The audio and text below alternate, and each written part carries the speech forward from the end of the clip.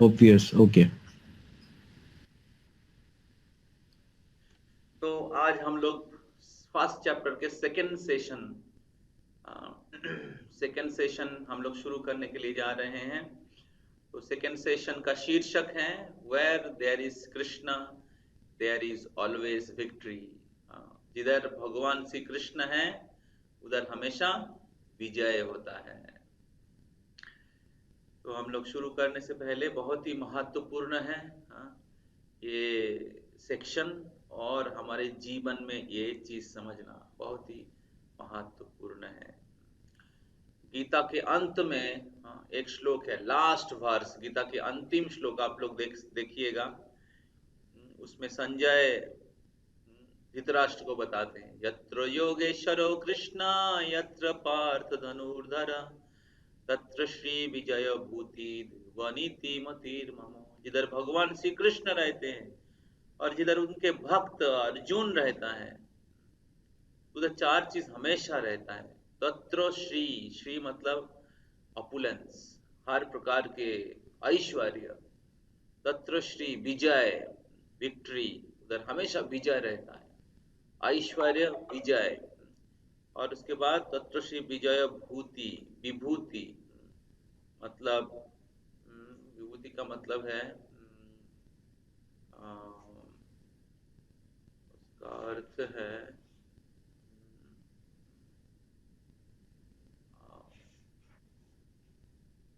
क्या लिखा है इंग्लिश में, देखो एक बार, last verse, last 77, 18.77, what word meaning में देखिए।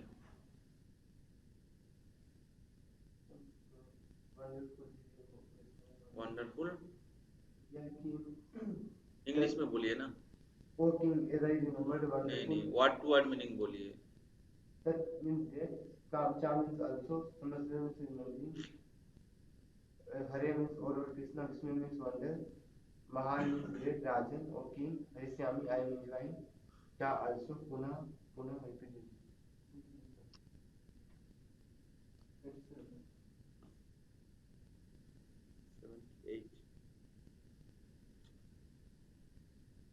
विभूति, एक्सेप्शनल पावर।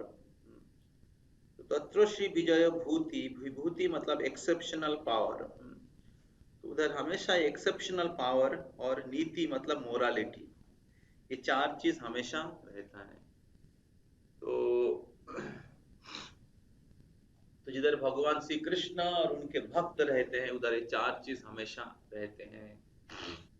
तो हम लोग मंगलाचरण करते हैं। ओम अज्ञानतिमिरान्धस्य ज्ञानाञ्जनशलाकया चक्षुरुन्मिलितं येन तस्मै श्रीगुरवे नमः। श्रीचैतन्यमनोभीष्टं स्थापितं येन भूतले स्वयं रूप कदा मह्यं ददाति स्वपदान्तिकम्। वन्देऽहं श्रीगुरो श्रीयुतपदकमलं श्रीगुरून् वैष्णवांश्च श्रीरूपं साग्रजातं सहगण रघुनाथान्वितं तं सजीवं स्वाद्वैतं सावधूतं परिजनसहितं कृष्णचैतन्यदेवं श्रीराधा कृष्णपादान् सहगण ललिता श्रीविशाखान्वितांश्च। नमो ओं विष्णुपादाय कृष्णपृष्ठाय भूतले श्रीमते भक्तिवेदान्तो स्वामिनिति नामिने। नमस्ते सरस्वती देवे गौरवाणी प्रचारिणे निर्विशेषो शून्यवादी पाश्चात्यदेशतारिणे। वंशाकल्पतरुभ्यश्च कृपा सिन्धुभ्यो च पतितानां पावनेभ्यो वैष्णवेभ्यो नमो नमो। नमो महावदन्नाय कृष्णप्रेमप्रदायते कृष्णाय कृष्णचैतन्यनाम्ने गौरतिशे नमो। हे कृष्ण करुणा सिन्धु दीनबन्धु जगत्पते गोपेशो गोपिका कान्त राधा कान्त नमस्तुते। तप्त कांचन गौरांगी राधे वृंदावनेश्वरी वृषभानुसुते देवी प्रणमामि हरिप्रिये। नीलाचल निवासाय नित्याय परमात्मने बलभद्र सुभद्राभ्यां जगन्नाथाय ते नमः। जय श्री कृष्ण चैतन्य प्रभु नित्यानंद श्री अद्वैत गदाधर शिवासादि गौर भक्त वृंद। हरे कृष्णा कृष्णा कृष्णा हरे हरे, हरे राम राम राम हरे हरे। मुखं करोति करोति वाचालं पुंगुं लंघयते गिरिं यत्कृपातमहं वन्दे श्रीगुरुं दीनतारिणं परमानन्दमाधवं श्रीचैतन्य ईश्वरम्।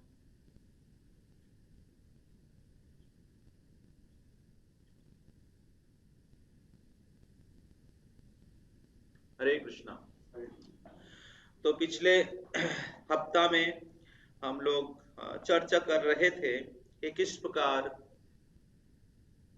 दुर्योधन उनके गुरुदेव द्रोणाचार्य को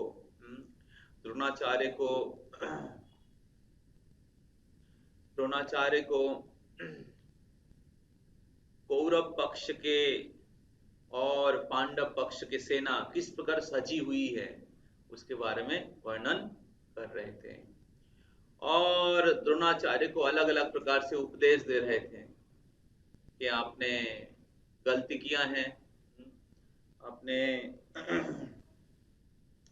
धृष्टद्युम्न जो ध्रुपद के पुत्र हैं धृष्टद्युम्न को आपने युद्ध के सारे कलाओं को शिक्षा देके आपने गलती किया है और वही आज खड़ा है पांडवों के पक्ष में और वही सारे सेना का सज्जा की है। तो आपने पहले गलती की है, अभी गलती मत करिए। हमारे उनके पक्ष में भीम है जो पूरे पांडवों को रक्षा कर रहे हैं, लेकिन हमारे पक्ष में भी बहुत बड़े बड़े सेना है और हमारी सेनाओं की शक्ति अपर्याप्त है, उनके सेना की शक्ति पर्याप्त है, मतलब हमारे सेना की शक्ति अपर्याप्त है और ये सभी लोग मेरे लिए जीवन देने के लिए तैयार है। इसलिए अभी सभी लोग भीष्म पितामह को सहायता करिए। इस प्रकार बहुत अहंकार भाव से गुरु को ज्ञान देने के जैसे भीष्मदेव दुर्योधन बोल रहे थे और जब दुर्योधन बोल रहे थे तो तब क्या हुआ 12 नंबर श्लोक में तस्य सज्जनायन हर्ष कुरुबिद्ध पितामह सिंहनादम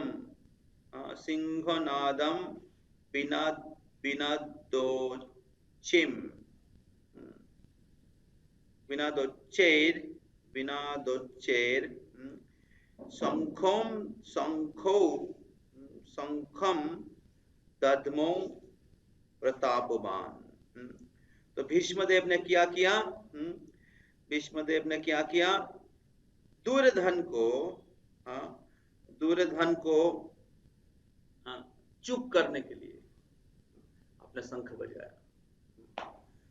तो सिंहनादम सिंह के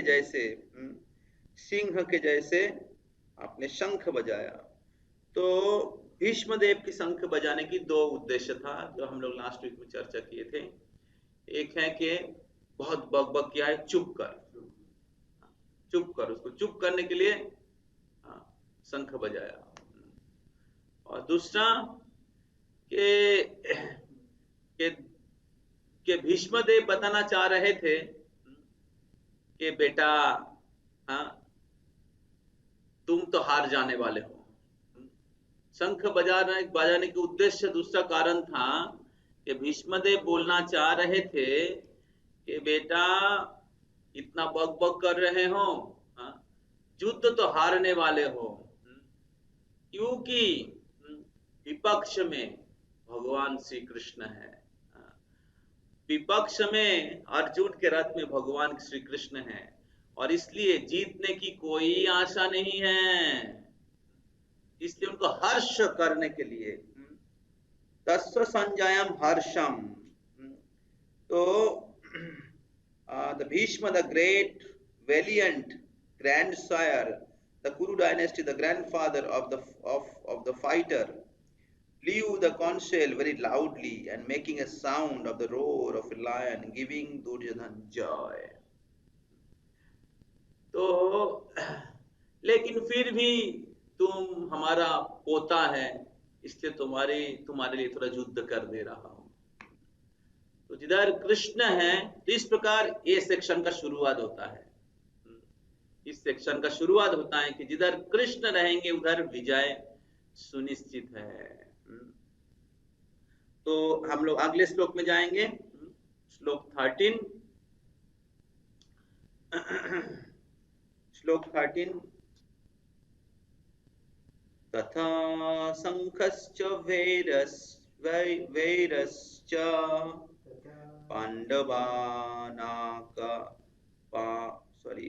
पानबानाका गोमुखा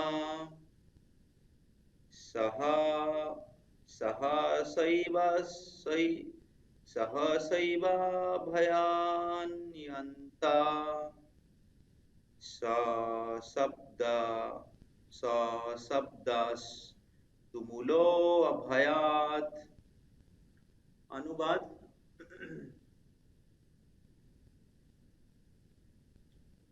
After that the conch shells, drums, bugles, trumpets and horn were all suddenly sounded, and the combined sound was tremendous. तो जब ही भीष्मदेव ने अपना शंख बजाया तो क्या हुआ, तुरंत बाकी अलग अलग प्रकार के जो वाद्य यंत्र हैं, जैसे दूसरे राजाओं ने अपना शंख बजाया, ड्रम, बैंगल्स, ट्रम्पेट, हॉर्न, ऐसे अलग अलग प्रकार के शब्द युद्ध के शुरू करने की संकेत के रूप में या घोषणा के रूप में अपना शंख बजाया, और एक विशाल तुमुलो अभयात, तो एक विशाल शब्द उत्पन्न हुआ। तो इस प्रकार पांडवों के पक्ष, कौरवों के पक्ष में सब लोग शंख बजाना शुरू किए। टेक्स्ट 14। तथा सेतेर्हयैर्युक्ते महती सन्दने स्थितौ माधव पाण्डवाश्चैव दिव्यौ शंखौ प्रधामतु। ट्रांसलेशन। आप में से भी कोई अनुवाद करना चाहते हैं तो कर सकते हैं। ट्रांसलेशन, अनुवाद। ऑन द अदर साइड, आपके पास हिंदी है तो कर सकते हैं। एक minute.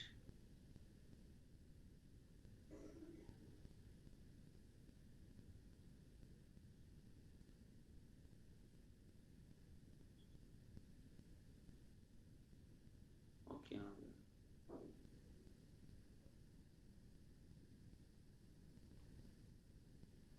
on the other side, both Lord Krishna and Arjuna stationed on the great chariot drawn by white horses and sounded their transcendental conch shell.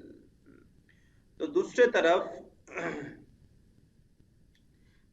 तरफ इस तरफ भीष्मदेव और उनके सारे सेनागण, मंत्रीगण, महारथीगण अपना शंख बजाया, जिनका शब्द बहुत विशाल था। और दूसरे ओर माधवास पांडवास चैव, भगवान श्री माधव पांडवों के साथ अपने दिव्य शंख बजाया। तो इस श्लोक में व्यासदेव जी, जो भागवत गीता के लेखक हैं, या जो संजय वर्णन कर रहे हैं, तो जब अर्जुन के या पांडवों के शंख के बारे में वर्णन आता है तो वर्णन कर रहे हैं दिव्य शंख। तो दिव्य शंख और और भगवान श्री कृष्ण के नाम वर्णन करते हुए वो बताते माधवा। हाँ, तो कृष्ण का नाम इधर माधव क्यों वर्णन किया गया है? क्योंकि कृष्ण लक्ष्मी देवी के पति है। माधव शब्द का अर्थ है राधा माधव, हम लोग बोलते हैं। तो माधव जो है लक्ष्मी देवी के पति है, और लक्ष्मी सौभाग्य के अधिष्ठात्री है। तो इसलिए जयतु पांडुपुत्रा नाम जेशाम पक्षे जनार्दन। तो victory is always with the person like the son of Pandus, because Lord Krishna is associated with them. And whenever and wherever Lord is present, the goddess of fortune is also there, because the goddess of fortune never lives alone without her husband.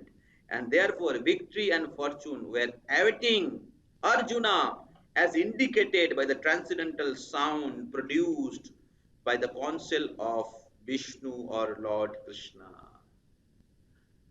तो जिधर भगवान श्री कृष्ण है, जिधर भगवान श्री कृष्ण है, जयतु पांडुपुत्र नाम जयशाम पक्षे जनार्दन, उनका जय हो जिनके पक्ष में स्वयं जनार्दन भगवान खड़े हैं।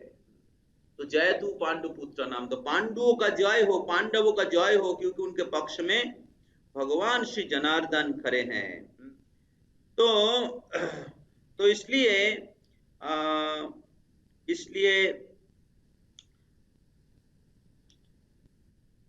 जो विजय है पांडवों के लिए अपेक्षा कर रहा था, क्योंकि भगवान उनके साथ थे।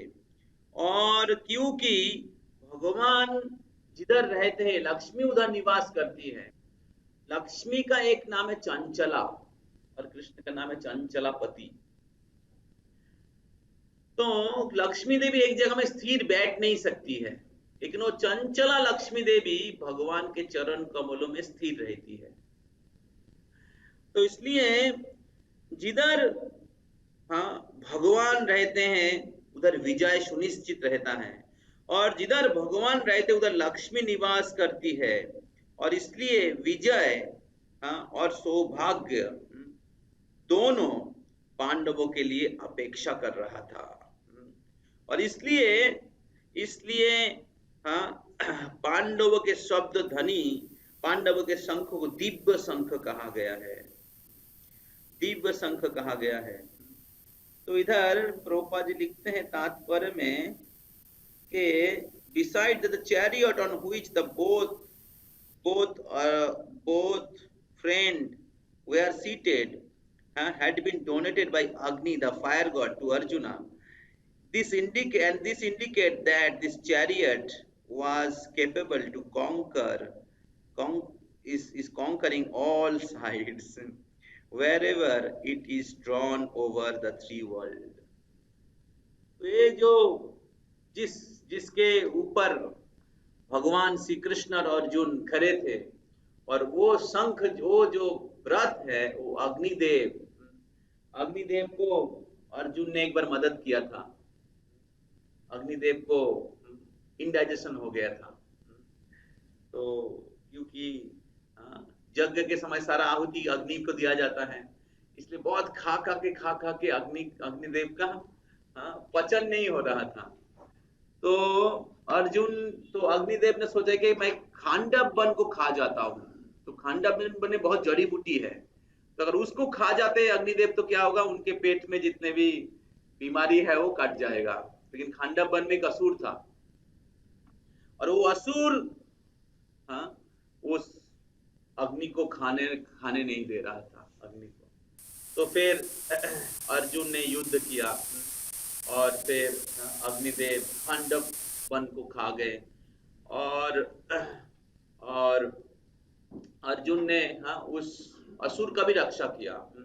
तो इस प्रकार अग्निदेव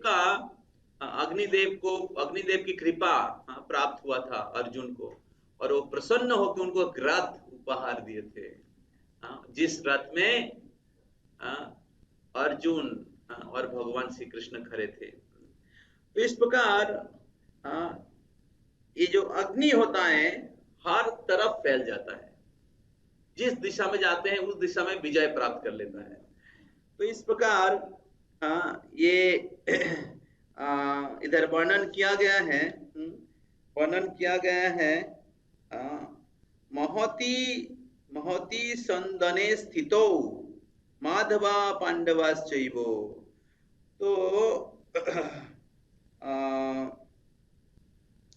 तो संदने स्थितो, संदने मतलब रथ, तो रथ में उपस्थित थे भगवान श्री कृष्ण और माधव और पांडव अर्जुन स्थित थे। तो और ये रथ कोई साधारण रथ नहीं था, इसलिए अर्जुन के विजय, चारों दिशा में अर्जुन के विजय सुनिश्चित था। श्लोक 15, पंचजन्यम, आप लोग बोलिए पंचजन्यम ऋषिकेशो देवदत्तम धनंजय पौंड्रम दधामो महाशंखम भीम कर्मा वृकोदरा। ओके, आप में से कोई अनुवाद पढ़ेंगे तो बहुत अच्छा रहेगा, बहुत ही महत्वपूर्ण श्लोक है। यस, कौन पढ़ेंगे?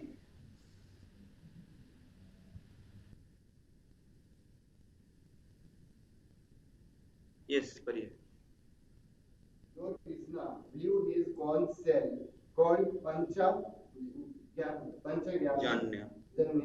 Arjun blew his the Devadatta, and Bhima the voracious eater and performer of Herculean tasks below his terrific corn shell called Pondra. तो पिछले स्लाइड में जाइए, उधर भगवान का शंख का नाम क्या है वर्णन किया गया है। तो भगवान के शंख का नाम है पांचोजन्य। तो पांचोजन्य, उसके बहुत एक स्टोरी है। एक असुर था, उस असुर को वध करके भगवान ये शंख, वो शंख में छुपा हुआ था, तो उस असुर को मार के भगवान ने शंख प्राप्त किया था, इसलिए इसका नाम है पांचजन्य। तो पांचजन्य ऋषिकेशो, भगवान श्री कृष्ण ऋषिकेश है, सारे इंद्रियों के अधिपति है। देवदत्ता धनंजय, और अर्जुन के शंख का नाम क्या है? देवदत्ता। भगवान श्री कृष्ण का शंख का क्या नाम है? ये सब एग्जाम में आएगा आप लोगों को।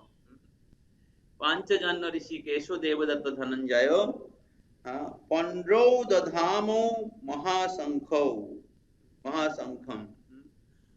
और युधिष्ठिर महाराज भीम का जो शंख है उसका नाम है पौंड्रम। तो पौंड्रम भीम का शंख का नाम है महाशंखम। तो भीम ने अपना शंख बजाया, भगवान श्री कृष्ण ने अपना शंख बजाया, अर्जुन ने अपना शंख बजाया। फिर अगले श्लोक में बाकी लोगों का शंख का नाम आएगा। तो नहीं, पीछे जाइए।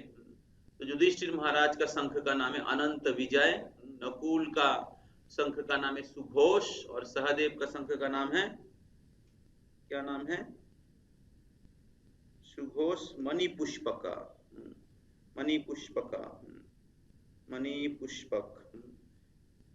तो सब अपने अपने शंख को बजाए। तो इस श्लोक में भगवान के नाम, भगवान को ऋषिकेश के रूप में संबोधित किया गया है। तो ऋषिकेश शब्द का अर्थ है जो इंद्रियों के अधिपति है। तो जो इंद्रियों के अधिपति है, ऋषिक मतलब इंद्रिया, ईशो मतलब ईश्वर। जो इंद्रियों के ईश्वर है। तो जीव भगवान के अंश हैं और भगवान जीव के, सारे जीवों के, आत्माओं के ईश्वर है। और इसलिए हमारे सारे इंद्रियों को भगवान की सेवा में नियुक्त करना चाहिए। तो क्योंकि ये सारे इंद्रियों के स्वामी हैं, ईशो मतलब ईश्वर या स्वामी, ये सारे इंद्रियों के स्वामी हैं कृष्ण। तो मामोई वंशो जीवो लोके जीवो भूता सनातना। तो जीव भगवान के सनातन अंश हैं और भगवान जीव के, हाँ, आत्माओं की प्रभु हैं और आत्मा भगवान के अंश है, सेवक है। और इसलिए हमारा कर्तव्य है हमारे इंद्रियों के द्वारा इंद्रियों के अधिपति ऋषिकेश का सेवा करे। तो कुछ लोग सोचते कि भगवान निर्विशेष निराकार है, भगवान की कोई रूप नहीं है, गुण नहीं है, लीला नहीं है।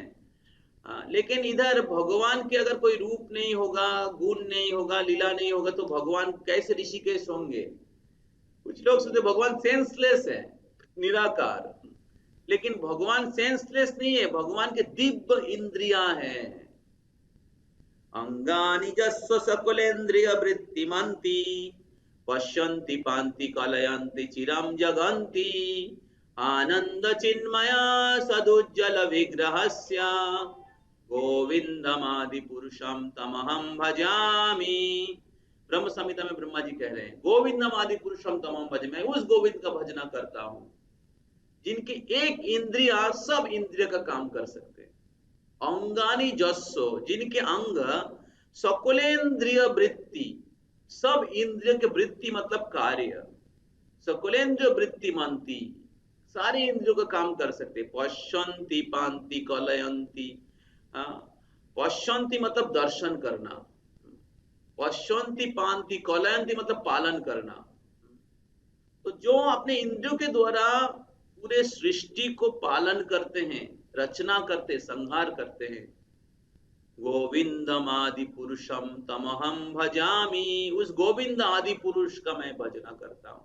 तो भगवान कोई सेंसलेस निराकार निर्विशेष शक्ति नहीं है, भगवान शक्तिमान, वो गुणातीत हैं, और उनके दिव्य इंद्रिया है।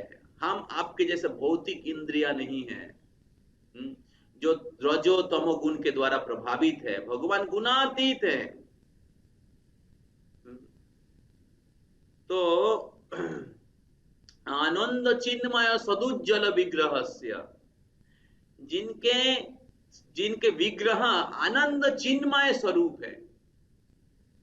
हमारे बुद्धि भौतिक है, हमारे मन भौतिक है, हमारे इंद्रिया रजो तमोगुण रक्त मांस हड्डी से बना हुआ है, अलग अलग प्रकार से हम लोग पीड़ा दुख भोगते हैं।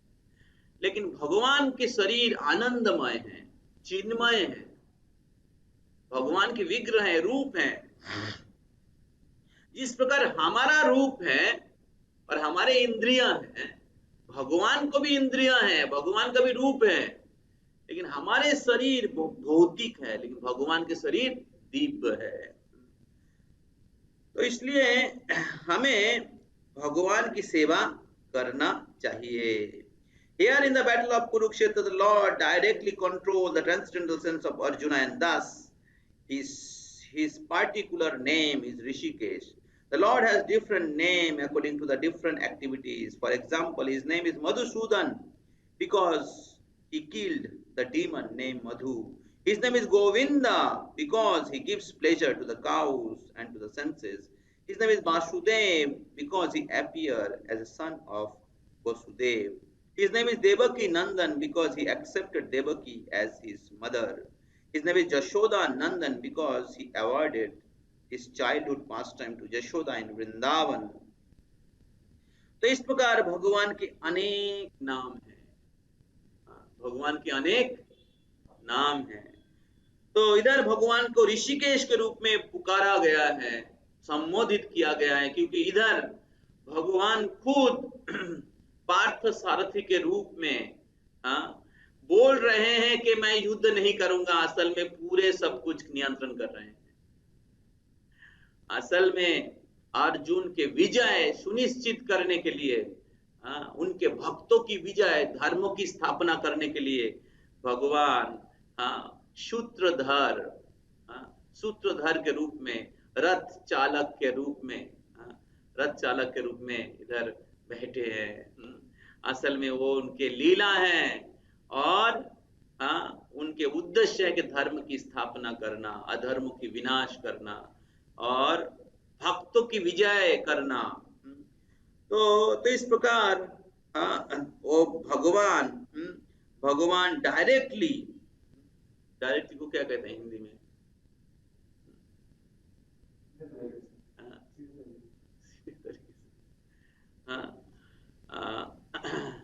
तो भगवान अर्जुन के इंद्रियों को नियंत्रण कर रहे हैं। तो भगवान के अनेक तो इसलिए भगवान को इधर ऋषिकेश कहा गया है। तो भगवान के अनेक नाम हैं, भगवान अनेक नाम स्वीकार किए हैं, ग्रहण किए हैं, और उस नामों में भगवान सर्व शक्ति अर्पण किए हैं। नाम नामकारी बहुधा निज सर्व शक्ति स्तोत्रार्पिता। भगवान उस नाम में सारे शक्ति अर्पण किए हैं, और कोई भी व्यक्ति उस नाम का उच्चारण करके भगवान को प्राप्त कर सकते हैं। भगवान अनेक नाम लेके अपने आप को सुलभ किए हैं। भगवान की विग्रह पूजा करने के लिए योग्यता की जरूरत होता है, ब्राह्मण होना पड़ता है, शुद्ध होना पड़ता है, बहुत प्रकार की विधि नियम है। भगवान की विग्रह की सेवा करना, लड्डू गोपाल या राधा कृष्णा या बाकी बिहारी की सेवा करने के लिए बहुत योग्यता की जरूरत होता है, ब्राह्मण होना पड़ता है, शास्त्र की ज्ञान चाहिए। अगर आप मिस्टेक करेंगे तो ऑफेंस है, अपराध है। लेकिन भगवान उनके नाम जप करने के लिए कोई विधि निषेध अर्पण नहीं किया है। कोई भी व्यक्ति किसी भी स्थान में रहते हुए भगवान के नाम का जप कर सकते हैं। हरे कृष्णा कृष्णा कृष्णा हरे हरे, हरे राम राम राम हरे हरे। ये जो 16 नाम और 32 अक्षर, ये जो हरे कृष्ण महामंत्र है, कलियुग के युग धर्म है। और इस हरे कृष्ण महामंत्र जप करने के द्वारा हम लोग भगवान को प्राप्त कर सकते हैं। इसलिए आप सभी से निवेदन है, आप लोग गीता पढ़ने के साथ साथ इस हरे कृष्ण महामंत्र का जप करिए। हरे नाम नामैव केवलम कलो कलियुग में नास्तेव गतिरन्यथा। दूसरा कोई उपाय नहीं है, दूसरा कोई उपाय नहीं है। हरे नामैव केवलम। गीता में भगवान कहते यज्ञा नाम जप यज्ञास्मि, यज्ञों में मैं नाम यज्ञ हूं, चैंटिंग हरे कृष्ण महामंत्र। तो इस प्रकार भगवान इधर ऋषिकेश के रूप में पुकारा गया। भगवान के अनेक नाम हैं, और इस नाम जप करने के द्वारा हम लोग भगवान को प्राप्त कर सकते हैं। इधर अर्जुन को धनंजय के रूप में धनंजय बताया गया है। तो इसलिए कि अर्जुन उनके बड़े भाई उनको सहायता किए थे एक बार राष्ट्रीय यज्ञ के लिए धन संग्रह करने के लिए। युधिष्ठिर महाराज को अर्जुन सहायता किए थे, इसलिए उनका नाम है धनंजय। और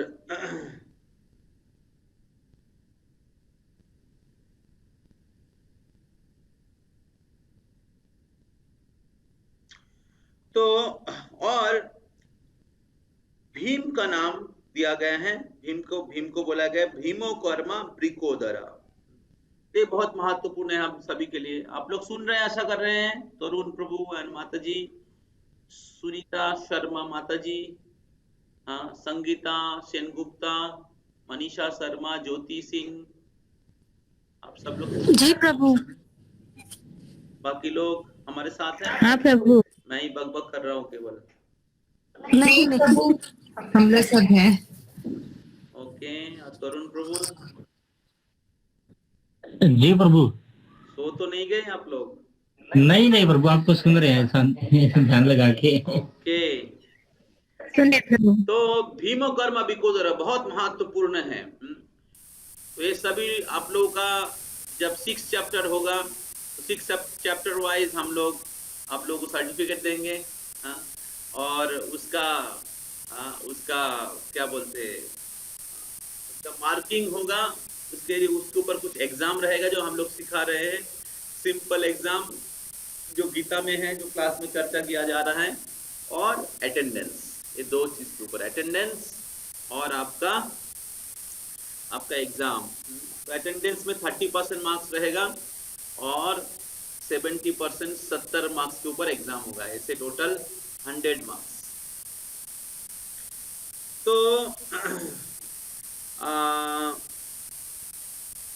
तो ब्रीक शब्द का अर्थ है एक प्रकार की अग्नि। उदर मतलब पेट। तो भीम के पेट में एक प्रकार की अग्नि रहता था जो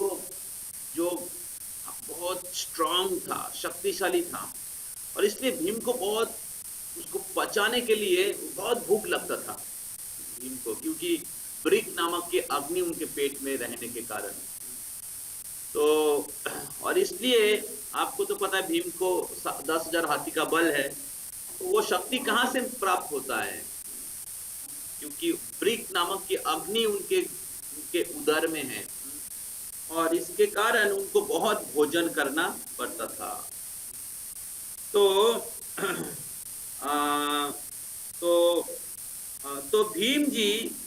भीम जी बहुत भोजन करते थे, लेकिन सेम टाइम एक ही साथ भीमो कर्मा बहुत प्रकार के हरक्यूलियस सर्विस भी भीम जी करते थे। तो जैसे भीम जी ने जो असुरों का अलग अलग असुरों का वध किया है, हिडिंबा। तो इस प्रकार भीम गदा चलाने में बहुत पारदर्शी थे। भीम जी ने जरासंध का भी वध किया है। तो इस प्रकार प्रभुपाद जी कहते हैं कि हम लोग ज्यादा भोजन कर सकते हैं, प्रोवाइडेड हम लोग ज्यादा सेवा भी करते हैं। अगर हम लोग ज्यादा भोजन करते हैं लेकिन भगवान की सेवा नहीं करते हैं, तो फिर क्या होगा? हमारे इंद्रिया बहुत प्रबल हो जाएगा। तो टांग, बेली एंड जेनिटल्स एक राइट एंगल में रहते हैं, एक स्ट्रेट लाइन में रहता है। अगर टांग की वेग प्रबल होगा तो बेली और जेनिटल्स के वेग भी प्रबल होता है। तो इसलिए अगर हम लोग ज्यादा खाते हैं तो हमें ज्यादा सेवा भी करना चाहिए, नहीं तो क्या होगा? हमारा बेली और जेनिटल्स जो है इसका वेग प्रबल हो जाता है, और इस प्रकार हमारे इंद्रिया हमें क्या बोलते हैं, बहुत हमें पुश करेगा, हमें बहुत क्या बोलते हैं, भगाएगा। इंद्रिय के वेग को हम लोग संतुष्ट करने के लिए हम लोग अलग अलग प्रकार के पाप कार्य में लिप्त हो जाएंगे। तो इसलिए सेवा करना बहुत ही महत्वपूर्ण है। अगर हम लोग सेवा नहीं करेंगे तो हमारे इंद्रिया अनएंगेज रहेगा, हमारे मन, हमारे कर्मेंद्रिया, हमारे ज्ञानेंद्रिया अनएंगेज रहेगा। और अनएंगेज रहेगा, अगर हमारे इंद्रिय अगर अनएंगेज रहते हैं तो फिर क्या होता है? वो मिसडायरेक्टेड होता है, माया और अलग अलग प्रकार की गलत जगह में एंगेज हो जाएगा। तो इसलिए हमें तो सब इंद्रियों को नियंत्रण करना चाहिए। बाको बाच बेगम, मनसु क्रोध बेगम, जीवा बेगम, जीवा के वेग को भी नियंत्रण करना चाहिए। इसलिए प्रभुपाद इस्कॉन के भक्त लोगों के लिए अच्छा प्रसाद खाना अलाउ किया है। अच्छा प्रसाद खाइए और अच्छा सेवा भी करिए। तो हालांकि महाप्रभु थोड़ा स्ट्रिक्ट है, और लेकिन प्रभुपाद जी बहुत दयालु हैं, क्योंकि कलयुग के लोग बहुत ही अधपतित हैं, तो उनको अगर बहुत रूल्स रेगुलेशन दिया जाएगा तो भक्ति करेंगे ही नहीं। तो इसलिए प्रभुपाद जी कुछ कॉन्सेशन दिया है, जैसे इस्कॉन में बहुत स्वादिष्ट प्रसाद, अलग अलग प्रकार के प्रसाद भगवान को भोग लगा के, भगवान के प्रसाद जो भी खाइए भगवान को अच्छा खाइए, कोई असुविधा नहीं, भगवान को भोग लगा के खाइए। आप अच्छा, जैसे हमारे वॉइस में आज बहुत फ्राइड राइस, चिली पनीर और क्या बोलते हैं स्वीट सिमाई और पकोड़ा, पत्ता गोभी का बहुत स्पेशल पकोड़ा बना था। तो अच्छा प्रसाद पा सकते हैं आप, कोई असुविधा नहीं है, भगवान को भोग लगा के खाइए। और उसके बाद हमें कुछ टेंजिबल सेवा भी करना चाहिए। ऐसे नहीं कि हम लोग दिन भर केवल हमारे अर्थ उपार्जन में ही केवल व्यस्त रहेंगे। हाँ, वो भी करिए एज ए ड्यूटी, आपका कर्तव्य के हिसाब से, जो आपका जरूरत है उसको जरूर इनकम करिए, लेकिन अपना समय कृष्ण की सेवा के लिए भी दीजिए। अगर हम लोग दिन भर केवल ऑफिस में, बिजनेस में एंगेज है, लेकिन हमारे पास समय नहीं है कृष्ण की सेवा करने के लिए, हाँ, तो फिर हम लोग लेजी बन जाएंगे। तो फिर हम लोग हाँ मैटेरियली अटैच हो जाएंगे, भौतिक सुख के प्रति या धन के प्रति हम लोग आसक्त हो जाएंगे। तब क्या होगा, कृष्ण भक्ति में हमारा प्रगति नहीं हो पाएगा। तो इसलिए बहुत आवश्यक है, भीम से हम लोग सीखे, भीम से हम लोग सीखे कि आप ज्यादा प्रसाद पाइए, कोई असुविधा नहीं है, हाँ, लेकिन सेवा भी करिए।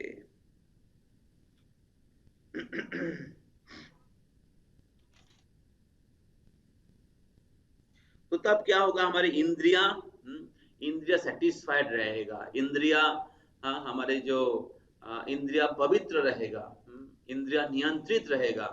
और फिर जब इंद्रिया नियंत्रित रहेगा तो हम लोग कृष्ण की सेवा कर पाएंगे। तो इसलिए कृष्ण का नाम है ऋषिकेश। जब आप इंद्रियों के द्वारा कृष्ण की सेवा करेंगे, तब क्या होगा, आपके इंद्रिया पवित्र रहेगा, आप कृष्ण चेतना प्राप्त कर सकते हैं। जब इंद्रिया कृष्ण की सेवा में नियुक्त नहीं रहेगा तो इंद्रिया हमें पतन का कारण बनेगा। अलग अलग इंद्रिया अलग अलग जीवों के लिए पतन का कारण है।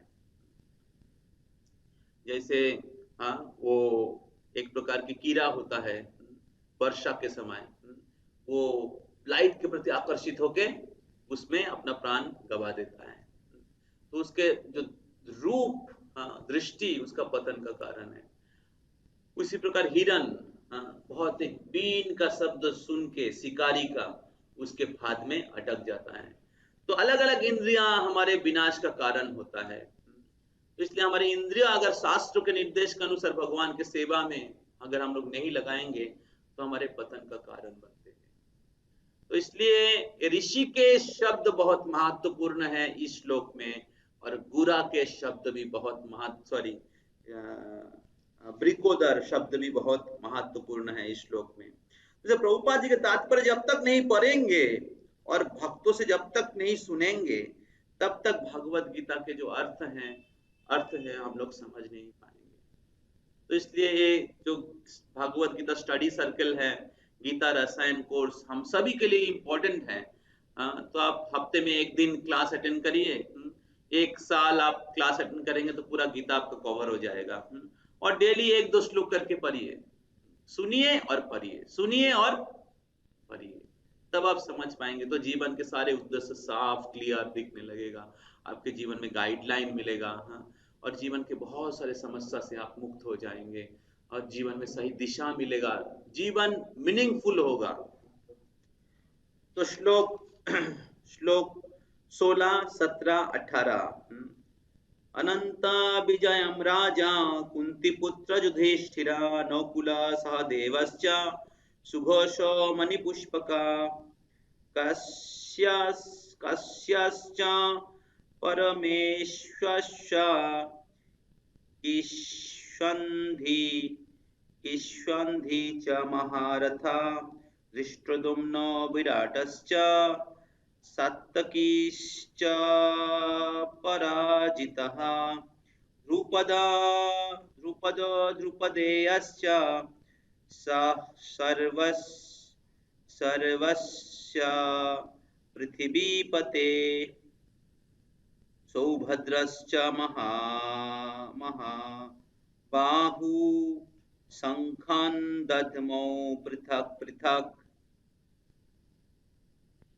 तो इस श्लोक में कौन कौन से शंख को बजाए हैं उसके बारे में वर्णन किया गया है। तो युधिष्ठिर महाराज का शंख का नाम क्या है? अनंत विजय। तो युधिष्ठिर महाराज अपना शंख अनंत विजय बजाया। नकुल अपना शंख शंख बजाए। नकुल और सहदेव अपना शंख सुघोष और मणिपुष्पक, ये दो शंख बजाए। और फिर काश्यश्च परमेश्वरश्च, तो काशीराज अपने शंख बजाए। और फिर शिखंडी, ग्रेट शिखंडी, धृष्टद्युम्न, विराट, अनकंकरेबल सात्यकी, द्रुपदा जो द्रौपदी के भाई, और द्रौपदी के पिता ध्रुपद अपने शंख बजाए। The sons of Drupada and others, और ध्रुपद के बाकी पुत्रगण अपना शंख बजाए। O king, such as the mighty arm of Subhadra, तो सुभद्राश्च महाबाहु, सुभद्रा के महाबाहु शक्तिशाली पुत्र, क्या नाम है सुभद्रा के पुत्र का नाम क्या है?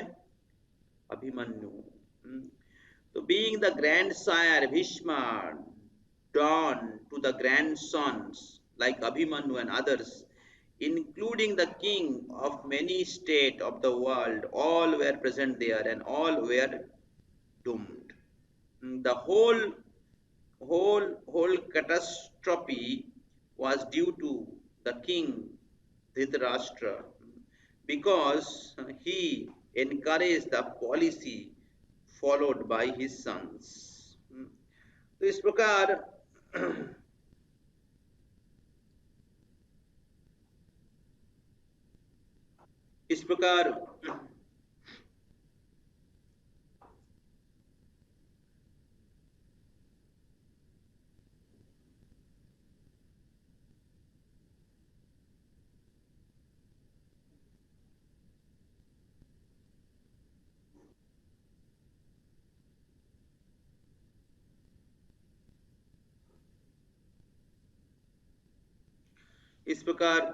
संजय बता रहे हैं कि किस प्रकार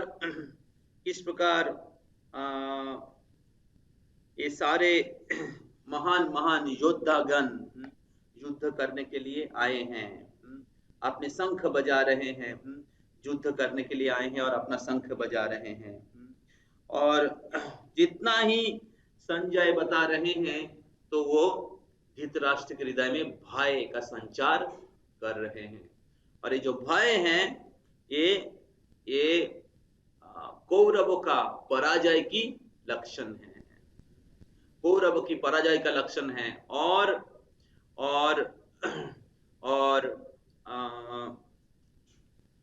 कौरव की पराजय का लक्षण है। और पांडव की शंख की जो ध्वनि है ये पांडवों की विजय का लक्षण है। तो अगले श्लोक में बताया गया है सघोषोधार्त, आप सब लोग मेरे पीछे बोलिए सघोषोधार्तो राष्ट्राणाम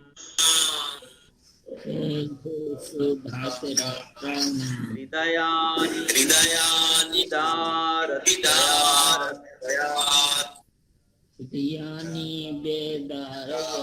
नाभश्चिदिं नभस्य पृथिवीं चैव तुमूलो भयान् तुमूलोभेनुनादयन्। ओके, तो आप में से कोई एक बार अनुवाद पढ़िए।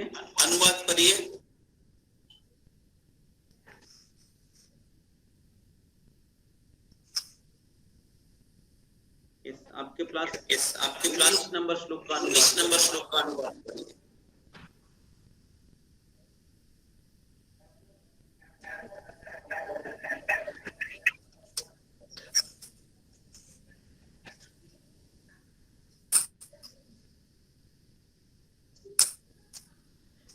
यस तरुण प्रभु अनुवाद पढ़ सकते हैं?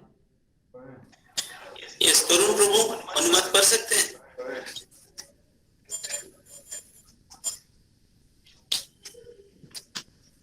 जी प्रभु।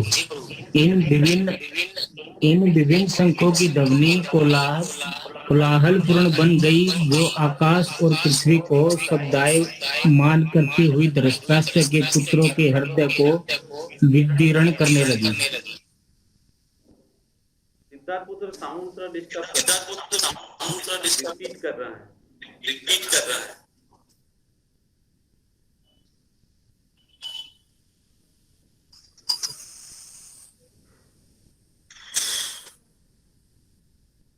तो इस श्लोक में वर्णन किया गया है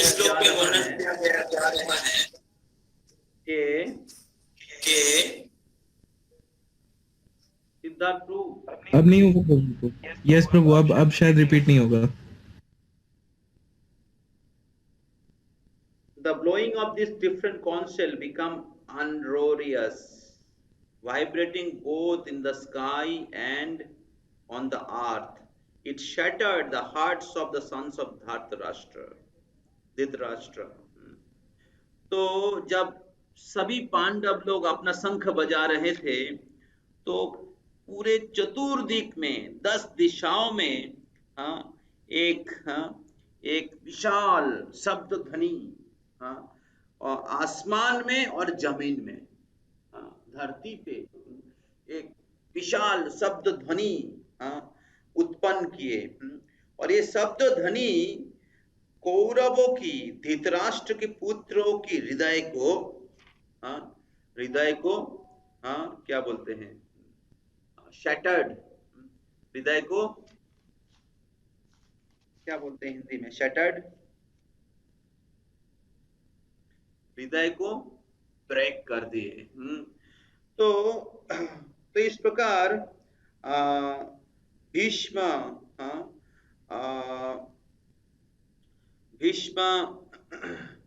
और द्रोणा और दुर्योधन जब अपने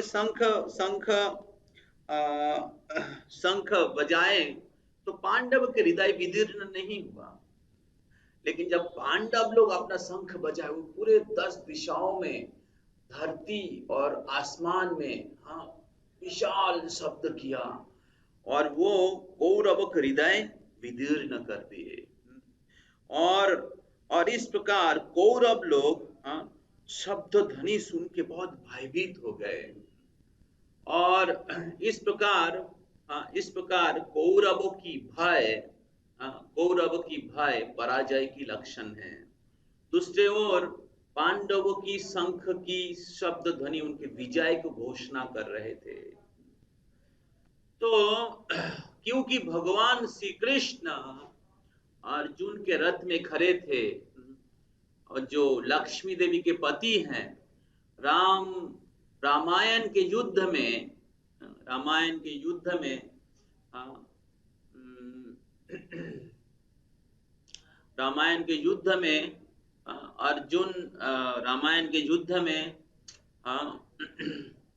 भगवान श्री रामचंद्र की विजय के मेन कारीगर था हनुमान। और वो हनुमान अर्जुन के रथ के ऊपर ध्वजा के रूप में थे, कपिध्वज। तो आगे आप लोग सुनेंगे। तो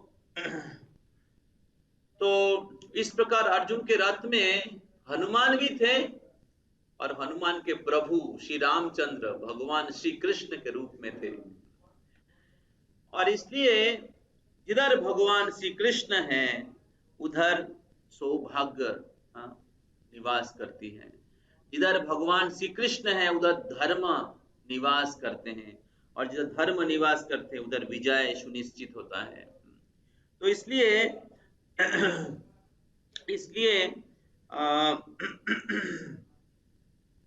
इस दूसरे सेक्शन में पांडव लोग अपना अपना शंख बजा रहे हैं और उनका शंख उनके विजय को घोषणा कर रहे हैं।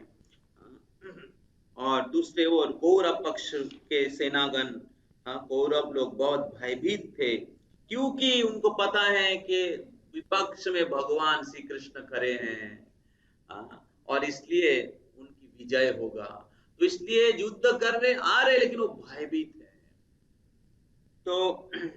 तो इसमें हम लोग शिक्षा ले सकते हैं कि अगर हम लोग भगवान के आश्रय में रहेंगे तो हम लोग हमेशा विजयी रहेंगे।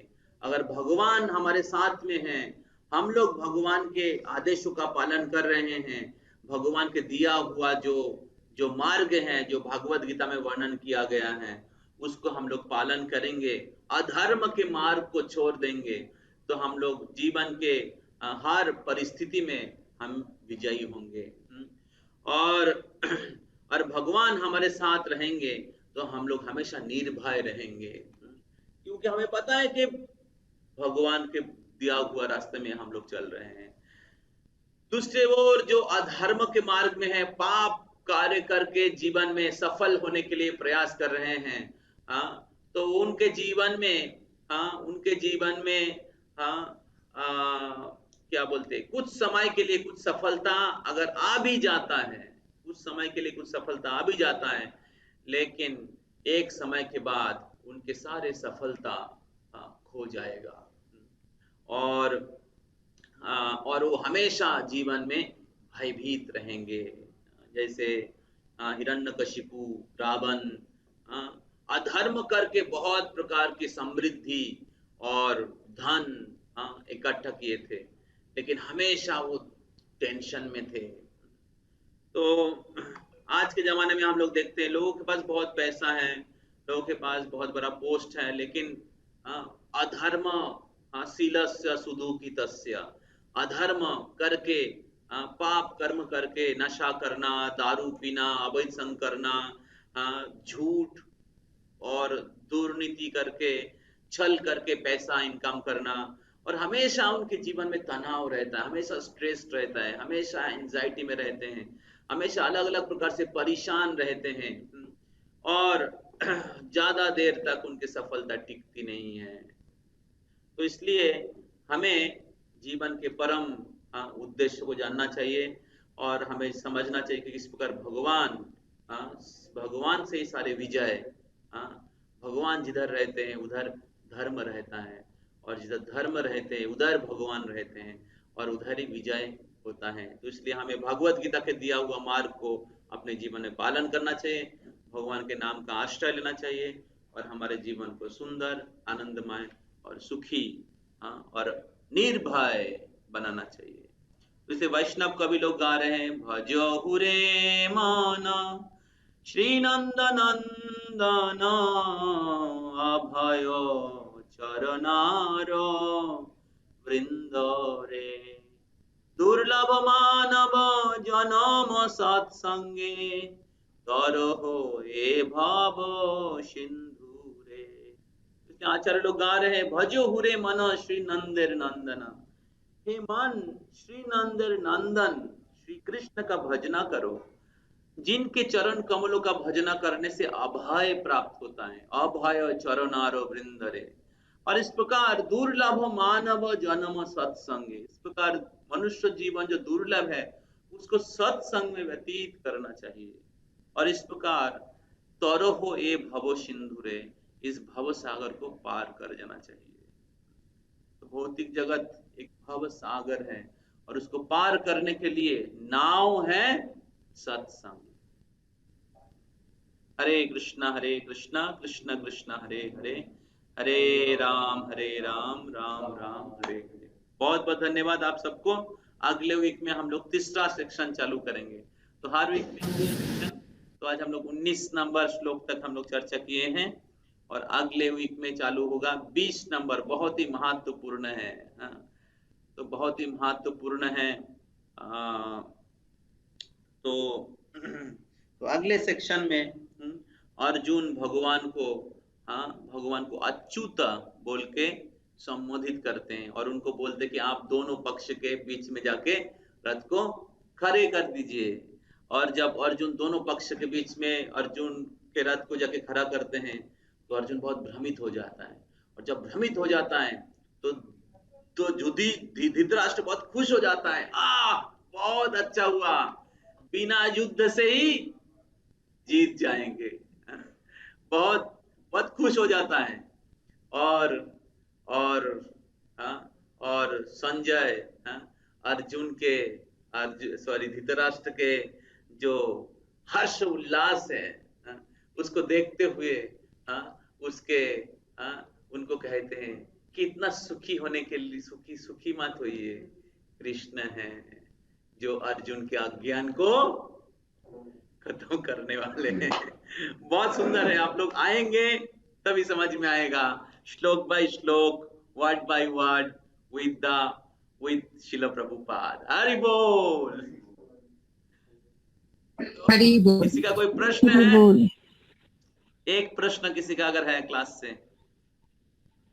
अच्छा हाँ, अनाउंसमेंट, अगले वीक का क्लास हमारे सिद्धार्थ प्रभु के घर होगा।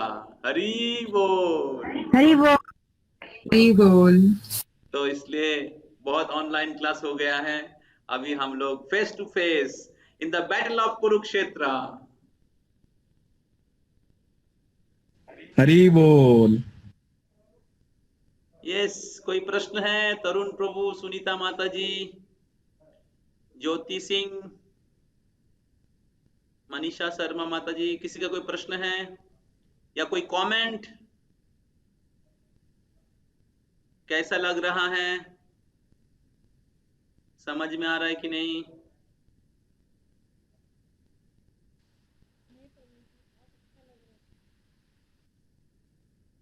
यस, कोई प्रश्न या कोई कमेंट तो कर सकते हैं, प्रश्न है तो।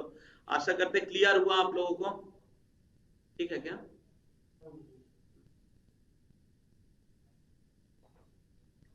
तो समझ में आ रहा है?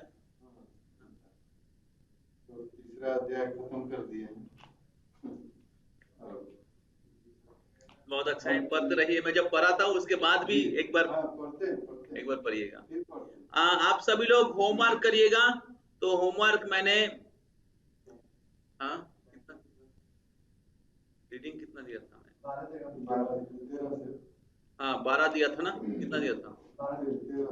12 तक। फर्स्ट होमवर्क से आपको 5 श्लोक दिए थे, सेकंड होमवर्क से 12 श्लोक तक पढ़ के आइएगा। तो अभी 19, ठीक है। तो जितना हम लोग पढ़ेंगे उतना ही हम लोग उतना ही होमवर्क रहेगा, ठीक है। तभी आप लोग बुक के साथ साथ ठीक से चलेंगे, ठीक है। आप लोग आवाज नहीं कर रहे हैं। जी प्रभु। आप लोग पढ़ रहे हैं ना? जी प्रभु। एटलीस्ट रीडिंग पढ़िए और समझिए। यस तरुण प्रभु। जी प्रभु। यस जी प्रभु। क्लास समझ में आया ना? रीडिंग लेंगे प्रभु अगली क्लास के लिए, आज का भी और अगली क्लास के लिए भी रीडिंग एक बार लेके रखें। यस, तो 19 हम लोग आज 19 नंबर श्लोक तक चर्चा किए हैं। तो अब सभी लोग ज्यादा एक पेज में 2-3 श्लोक हैं, ठीक है। तो आप लोग कृपया रीडिंग पढ़िए। तो फिर क्या होगा, प्रभुपाद जी प्रसन्न होंगे, आपके भक्ति में आप लोग गीता के ज्ञान को समझेंगे और मैं जो मेहनत जो भी प्रयास कर रहा हूँ वो सफल होगा। ओके, हरे कृष्णा। जी प्रभु। हरे कृष्णा। तो अगले वीक को मिलते हैं हरे कृष्णा। आप सभी के साथ सिद्धार्थ प्रभु के घर में 7 बजे। 7:30 नहीं। जी प्रभु। जी प्रभु। यस प्रभु, ऑनलाइन 7। 7:30 बजे, ऑफलाइन 7 बजे। ओके, हमें वापस लौटना भी है, तो इसलिए आप लोग कृपया टाइम पे आइएगा। ओके, और सब लोग आएंगे तो जी प्रभु। एक राउंड मंत्र मेडिटेशन होगा शुरू में। शुरू में एक राउंड मंत्र मेडिटेशन, उसके बाद कीर्तन, हरि और बोल। उसके बाद हम लोग गीता के ऊपर डिस्कशन करेंगे। ओके, जी प्रभु। जी प्रभु। हरे कृष्णा। हरे कृष्णा। हरे कृष्ण।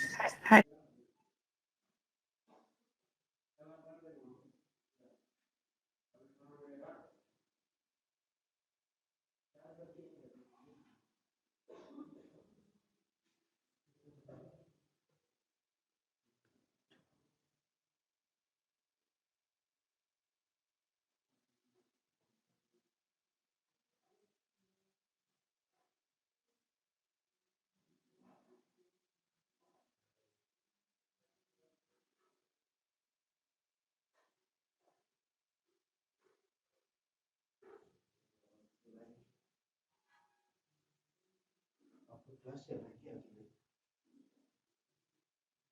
और पापा के साथ